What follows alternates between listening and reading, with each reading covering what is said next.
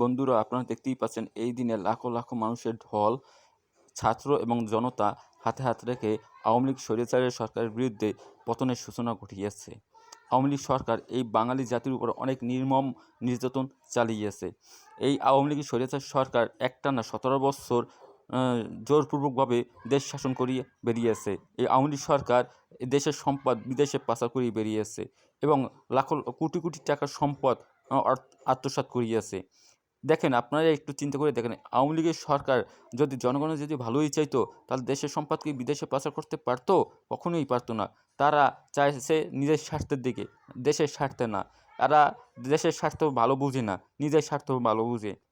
তাই আমরা একত্র হয়ে এই দেশকে কীভাবে উন্নতির দিকে নেওয়া যায় সেভাবে নেওয়ার একটা ব্যবস্থা করতেছি এবং এই দেশে যাতে দ্বিতীয়বার আওয়ামী লীগ স্বৈরাচার সরকার যাতে দ্বিতীয়বার আবার এই দেশে আসতে না পারে এবং দেশ শাসন করতে না পারে সেই ব্যবস্থাই করতে হবে। কারণ আমরা চাই আমাদের দেশ সুন্দরভাবে গড়ে উঠুক, আরও অন্যান্য দেশ কান্ট্রি থেকে আমাদের দেশটা সবাই একটু চিনুক এবং উন্নতির দিকে এগিয়ে যাক, এটাই আমাদের চেষ্টা।